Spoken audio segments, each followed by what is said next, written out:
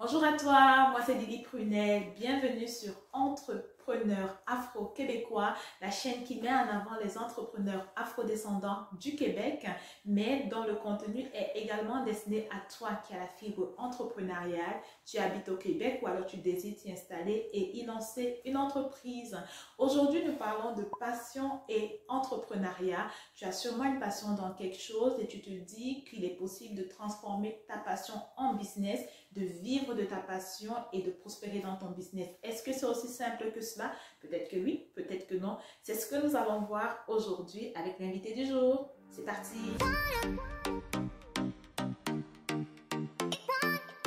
Bonjour, bonjour! Aujourd'hui, j'ai le plaisir d'avoir avec moi Nora. Bonjour Nora! Bonjour.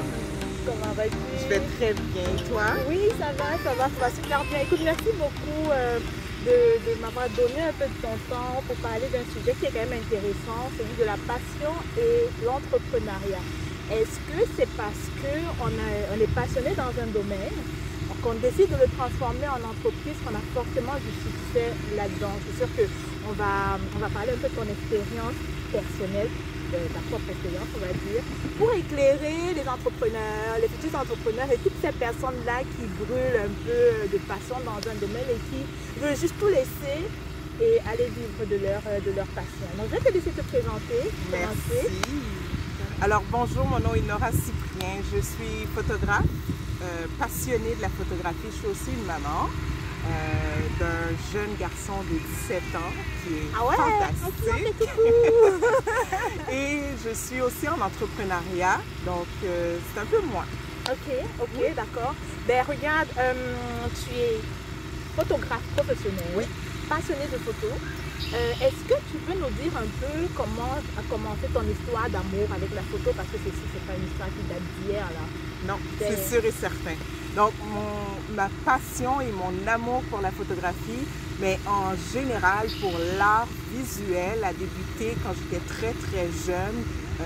J'aimais tout ce qui était art visuel. Donc, on parle de peinture, de dessin, de design, de la photographie, de l'art graphique. J'étais vraiment une passionnée et je me suis vraiment concentrée dans la photographie lorsque j'ai découvert une caméra dans le tiroir de mes parents. Et c'est de là que ça a débuté, cet amour et cette curiosité pour l'image, comment capturer des images. Ah ouais. Bon, je sais pas vous là, mais on sent vraiment quelqu'un qui comme passionné. Merci au monsieur qui s'est arrêté parce qu'il faisait beaucoup de bruit. Hein. J'espère qu'il ne va pas recommencer. C'est juste une parenthèse fermée. Donc voilà, regarde Nora, on va rentrer directement dans le vif du sujet. Il y a plusieurs personnes qui... beaucoup d'entre nous, là, on travaille, tu sais, on a de 9 à 5. Oui. Et beaucoup, j'ai envie de dire, travaillent parce que il faut qu'on prenne soin de nos familles, de mettre de la bouffe à table. Il y a une autre catégorie de personnes qui ont décidé de faire de leur passion, leur travail et en faire un business. Mais la question que j'ai envie de me poser, est-ce que ça va de soi? Est-ce que c'est aussi simple que ça? Est-ce que c'est parce que je suis passionnée de photos que je décide de devenir photographe professionnel et que j'ai du succès dans ce que je fais? Est-ce que c'est juste que passion, business? Wouhou! Honnêtement, je vais te dire que non, c'est pas un automatisme, c'est pas non plus d'une évidence. Donc, c'est pas parce qu'on a une passion pour quelque chose que automatiquement on devient un bon entrepreneur. Parce que être entrepreneur, ça s'apprend. C'est pas quelque chose qui est inné. Avoir une passion et un talent pour quelque chose, ça peut venir d'en haut ou peu importe comment vous voulez décrire ça, mais c'est quelque chose qui est vraiment ancré dans la personne. Mais ensuite, transformer cette passion en moyen de gagner et générer des revenus, c'est complètement différent. Parce que ça, c'est une chose qu'on doit apprendre, c'est comment être entrepreneur. C'est pas parce qu'on est fleuriste qu'on sait comment vendre nos fleurs. C'est pas parce qu'on est pâtissier qu'on sait comment attirer la clientèle dans notre pâtisserie. Il y a ça, il y a aussi, c'est pas parce que j'ai de la passion pour les gâteaux que je sais faire des gâteaux. Oui, moi j'ai une passion pour manger. Ça veut pas nécessairement dire que je suis la meilleure des chefs. Je sais faire à manger, mais il faut, mais justement, c'est là toute la question. Voilà. C'est là peut-être le point qu'il faudrait souligner. Je pense que là, on parle de talent. Oui, on a une passion. Par exemple, toi, tu as une passion dans la photo, mais tu as dû faire quelque chose pour devenir la photographe exceptionnelle que tu as aujourd'hui. Est-ce que tu peux nous dire un peu Oui. plus? Qu'est-ce qu'il faut aller faire, qu'est-ce qu'il faut faire en fait pour que passion, oui, mais qu'il y ait quand même des résultats en arrière? Donc, pour moi, mon parcours a été, oui, j'avais cette passion pour la photographie. J'ai découvert une caméra, je me suis amusée avec cette caméra, mais je m'imaginais comme photographe, mais je n'avais pas la base de ce que c'est que la photographie. Donc ça, j'ai dû apprendre.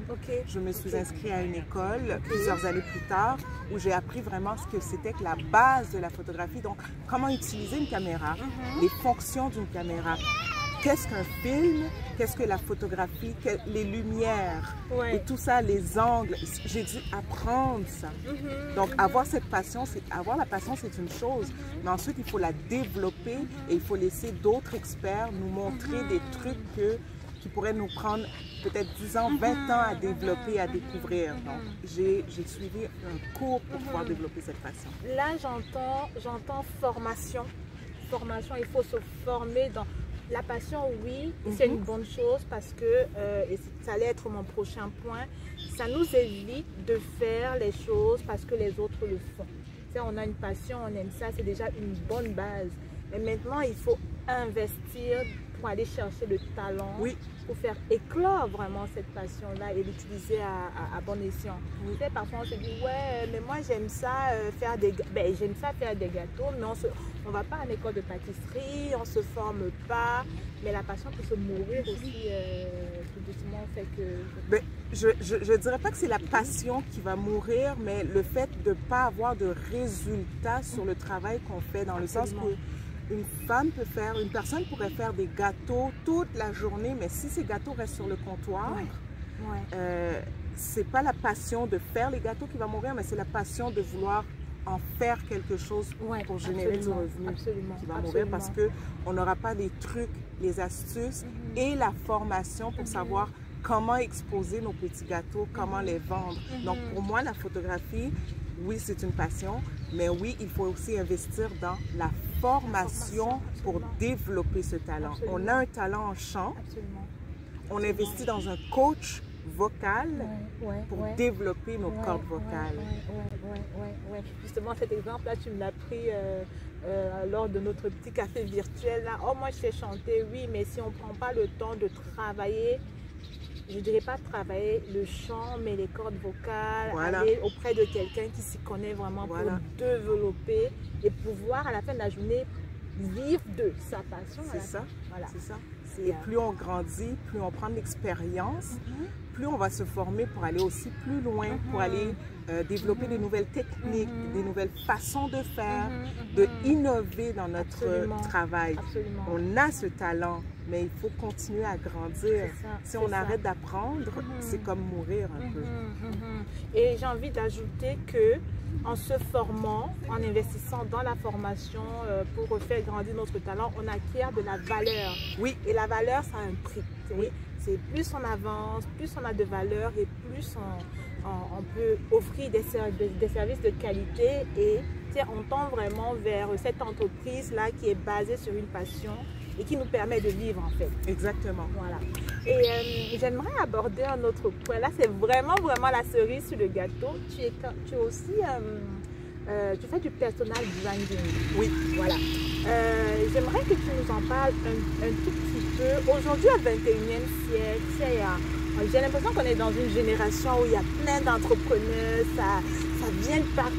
Quelle est la place du personal branding et quels sont les services que toi, perso, tu offres aux entrepreneurs? OK. Donc, comme tu dis, on est au 21e siècle aujourd'hui et aujourd'hui, un client potentiel n'achète pas comme ça au hasard. Le client va faire des recherches. Le client va investiguer auprès de qui il pense acheter avant d'acheter. Donc, ce qu'il va acheter avant, c'est nous. Il va acheter l'entrepreneur avant ça. d'acheter les services et les produits de cet entrepreneur.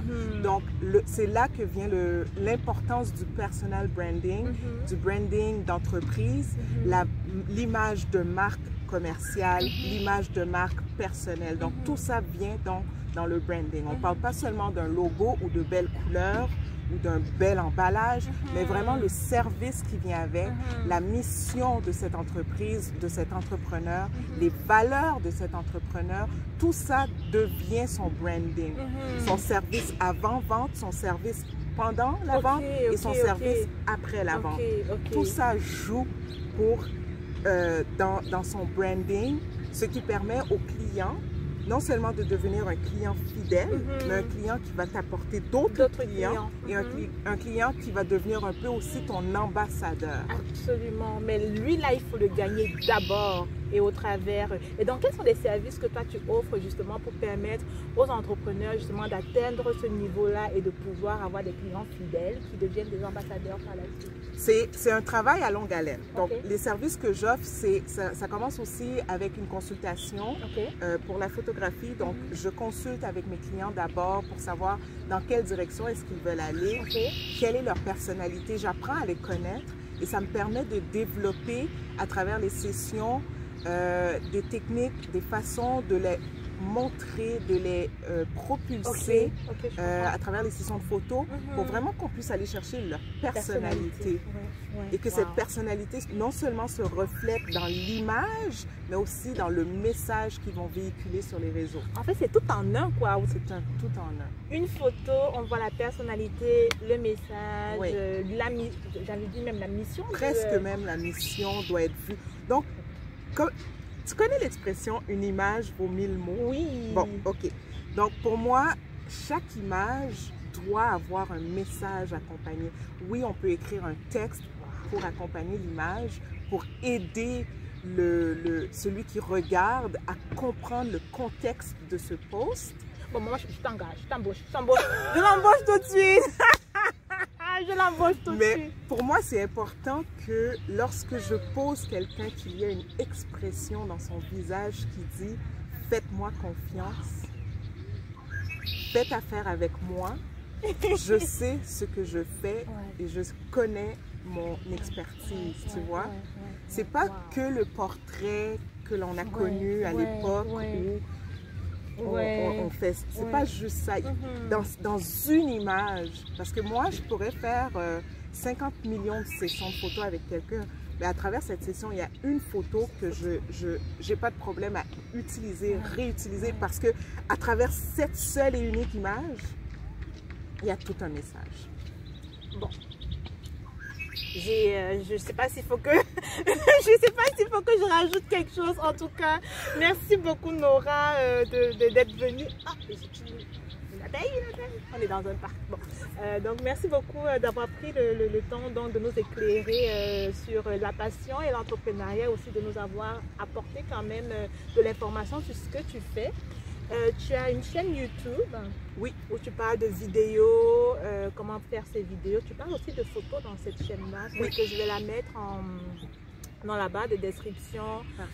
Ta page Facebook. J'ai une page Facebook aussi qui s'appelle Nora Cyprien Photographe. Voilà. Ma page YouTube, c'est vraiment c'est témoignages, trucs et astuces pour la photographie. Donc, fait que vraiment, je pense que là, on a vraiment affaire à une pro.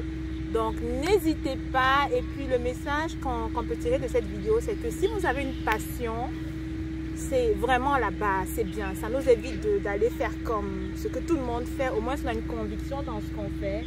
Mais il faut aller développer le talent. Il faut investir dans la formation pour pouvoir vivre de sa passion. Voilà. Un petit mot de la fin? Un petit mot de la fin. Écoute, je veux vraiment te remercier de m'avoir invitée, surtout. Je suis heureuse de voir qu'il y a des gens qui aiment mettre de l'avant des entrepreneurs. Moi, très souvent, j'ai l'impression que je n'ai rien à dire, mais à travers ma page Facebook, j'essaye de faire ce que tu fais en mettant de l'avant les entrepreneurs que j'ai rencontrés dans mon parcours. Parce que je sens des fois qu'on ne donne pas assez de temps pour vraiment les mettre de l'avant, de les faire connaître. Donc, j'apprécie ce que tu fais. C'est toujours bien de propulser les gens que nous rencontrons et de leur donner la lumière qu'ils méritent. Et j'ai hâte de pouvoir travailler avec toi et faire la même chose. Merci. Parce que tu mérites à être connu. Thank you. Ben, écoutez, voilà. Je mérite d'être connue, vous avez entendu ça? Tu mérites à être connu et que ta chaîne soit propulsée vraiment. Merci. Honnêtement, c'est très apprécié. C'est vraiment de très très beaux mots. Donc voilà, écoute, nous on se dit au revoir. On se voit sur une prochaine vidéo. Si ça c'est un contenu qui t'a intéressé, il y en a d'autres qui arrivent, ben juste ting ting ting ting, likez puis comment on dit ça? Subscribe ou abonne-toi. Abonne-toi à sa chaîne.